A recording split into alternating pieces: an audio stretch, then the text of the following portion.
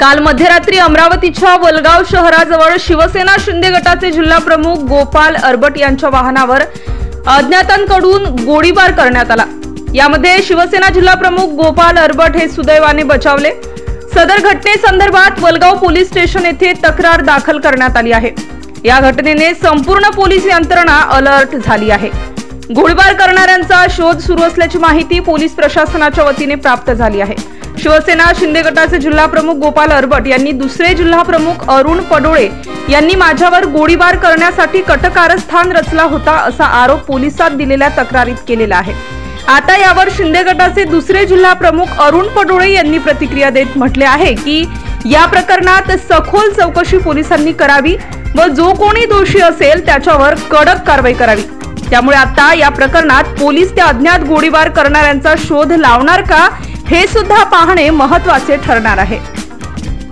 काय नेमका गोळीबार प्रकाराचा तपास उत्पन्न झाला? वलगाव पोलिसांच्या हद्दीमध्ये गोपाल श्रीधरराव अरबट हे राहणारे दर्यापूरचे आहेत, शिवसेना जिल्हाध्यक्ष आहेत। त्यांच्या गाडीवर रात्री अज्ञात इस्मांनी फायरिंग केली अशी एक इन्फॉर्मेशन त्यांनी पोलिसांना दिलेली आहे।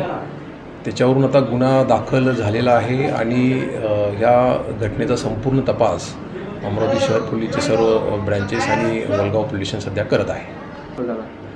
तर ह्यामध्ये त्यांनी काही माहिती दिलेली आहे, त्यांच्या अंतर्गत वादावरून हा प्रकार झाला असावा असा त्यांनी संशय व्यक्त केलेला आहे। त्यामध्ये सखोल तपास सध्या पोलीस करत आहेत। कोण संशयित? त्यांचे जे पदाधिकारी आहे त्या पदाधिकाऱ्यांशी त्यांचा वैयक्तिक काही वाद आहे असा त्यांनी संशय व्यक्त केलेला आहे। तर त्यानुसार आता तपास पोलीस करत आहेत। नमस्कार, मी शिवसेना जिल्हा प्रमुख अरुण पडोळे अमरावती। काल जो हा गोळीबाराचा प्रकार जो घडला, हा गोळीबाराचा प्रकार घडला ही माहिती मला आज सकाळी मी मुंबईला पोहोचलो 8 वाजता। काल 10:40 गाडीने मी अमरावतीवरून निघालो आहे आणि 10 वाजता आज सकाळी जेव्हा 8 वाजता मला हा प्रकार माहिती पडला तो इलेक्ट्रॉनिक मीडिया व पत्राद्वारे मला पेपरद्वारे मला माहिती पडला। पण ह्या प्रकाराशी माझं आणि माझ्या सहकारी बांधवांचं काही लेनदेन नाही आहे।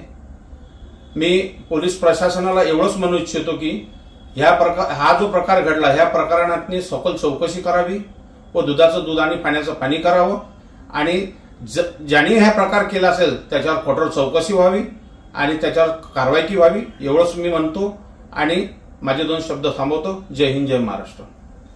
अशाच वेगवान घडामोडी पाहण्यासाठी आमच्या जनविकास न्यूज चॅनलला आताच सबस्क्राइब करा आणि रहा रोज अपडेट।